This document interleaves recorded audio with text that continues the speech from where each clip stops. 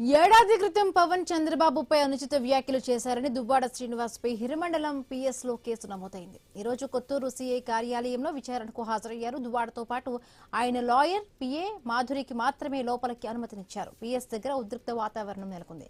ప్రస్తుతం Kotturu police station వద్ద పరిస్థితిపై మా ప్రతినిధి రాము మరింత సమాచారం అందిస్తారు. బహిష్కృత నేత ఎమ్మెల్సీ దువ్వాడ శ్రీనివాస్పై మరోమారు శ్రీకాకుళంలో కేసు నమోదైంది. ఏడాది క్రితం ఏదైతే డిప్యూటీ సీఎం పవన్ కళ్యాణ్పై చేసిన అనుచిత వ్యాఖ్యల నేపథ్యంలో 2 రోజుల క్రితం ఏదైతే హిరమండలం పోలీసులు ఎమ్మెల్సీ దువ్వాడ శ్రీనివాస్కు నోటీసులు జారీ చేశారు. అయితే ఈ నేపథ్యంలో ఈరోజు ఉదయం 10 గంటలకు ఎమ్మెల్సీ దువ్వాడ శ్రీనివాసరావు అదేవిధంగా భార్య దువ్వాడ మాధురితో కలిసి కొత్తూరు పోలీస్ స్టేషన్కి అయితే హాజరు కావడం జరిగింది. అయితే ఈ నేపథ్యంలో కొంత అలజడి రేగడం అయితే జరిగింది. ఎందుకంటే దువ్వాడ శ్రీనివాస్ ఈ మధ్యకాలంలో ఏదైతే పేదలకు అందవలసిన బియ్యంపై అనుచిత వ్యాఖ్యలు చేయడం, మంత్రి కిందరాపు అచ్చెన్నాయుడు అదేవిధంగా నాదెండ్ల మనోహర్పై చేసిన వ్యాఖ్యల నేపథ్యంలో కక్ష సాధింపు చర్యల్లో భాగంగానే దువ్వాడపై నోటీసులు ఇచ్చారు. అంతేకాకుండా దువ్వాడ శ్రీనివాసును అరెస్టు చేస్తారని కూడా పుకారుల నేపథ్యంలో భారీగా ఇక్కడికి దువ్వాడ అభిమానులతో పాటు కార్యకర్తలు కూడా చేరుకున్నారు. కొంతసేపు తోపులాట కూడా జరుగుతుంది. మనం చూడొచ్చు విజువల్స్లో. ఏదైతే దువ్వాడ శ్రీనివాస్కు మద్దతు తెలుపుతూ వచ్చిన కొంతమంది కార్యకర్తలను అడ్డుకునే ప్రయత్నం అయితే పోలీసులు చేస్తున్నారు. అయితే దువ్వాడ శ్రీనివాస్ను ఈరోజు అరెస్టు చేసి రిమాండ్కి తరలిస్తారనే వాదనతో అయితే భారీగా ఇక్కడికి దువ్వాడ అభిమానులతో చేరుకున్నారు. ఈ నేపథ్యంలో భార్య దువ్వాడ మాధురి కూడా పోలీసులతో వాగ్వాదం చేస్తున్న పరిస్థితి అయితే కనిపిస్తుంటే మనం చూసుకోవచ్చు.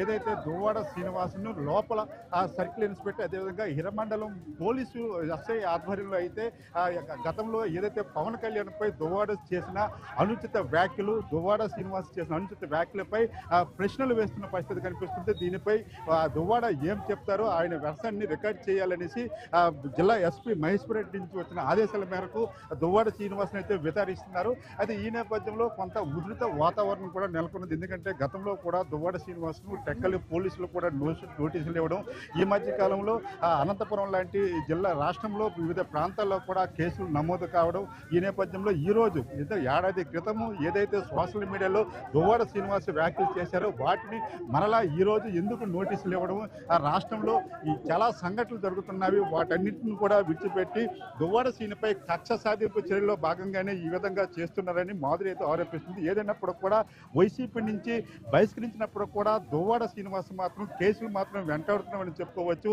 అయితే ఇప్పటికీ ఎమ్మెల్సీ దువ్వాడ శ్రీనివాస్ అదేవిధంగా తనకి ఆ సన్నిహితుడు బ్రదర్ అయిన శ్రీధర్ లాయర్తో పాటు ఒక పిఏతో పాటు లోపలికి అనుమతించిన పరిస్థితి కనిపిస్తుంది. అయితే దువ్వాడ శ్రీనివాస్ని అరెస్ట్ చేస్తే ఊరుకునే ప్రసక్తి లేదనేసి ఇక్కడికి వచ్చిన కార్యకర్తలు కావచ్చు, దువ్వాడ శ్రీనివాస్ అభిమానులు కావచ్చు పూర్తిగా హెచ్చరిస్తున్న పరిస్థితి ఉంది. అయితే పోలీసులు పూర్తిగా నిర్వహిస్తున్న పరిస్థితి కనిపిస్తుంది. ఎందుకంటే దువ్వాడ శ్రీనివాస్ సంబంధించి విచారణ మాత్రమే కొనసాగుతుంది. ఎటువంటి అరెస్టులు ఉండమని చెప్పినప్పుడు కూడా దువ్వాడ శ్రీనివాస్ అభిమానులు అదేవిధంగా దువ్వాడ మాధురి వెనక వచ్చిన కొంతమంది మహిళలు కూడా పోలీసులతో వాగ్వాదం చేస్తున్న పరిస్థితి కనిపిస్తుంది. దువ్వాడ శ్రీనివాస్ విచారణ పూర్తయిన తర్వాత ఏ విధంగా పరిస్థితి ఉండబోతుంది, రిమాండ్కి తరలిస్తారా ఏంటంటే పూర్తి డీటెయిల్స్ తెలియాల్సిన పరిస్థితి. అయితే ప్రస్తుతం కొత్తూరు సర్కిల్ ఇన్స్పెక్టర్ కార్యాలయం దగ్గర మాత్రం ఉధృత వాతావరణం నెలకొందని చెప్పుకోవచ్చు. Water studio.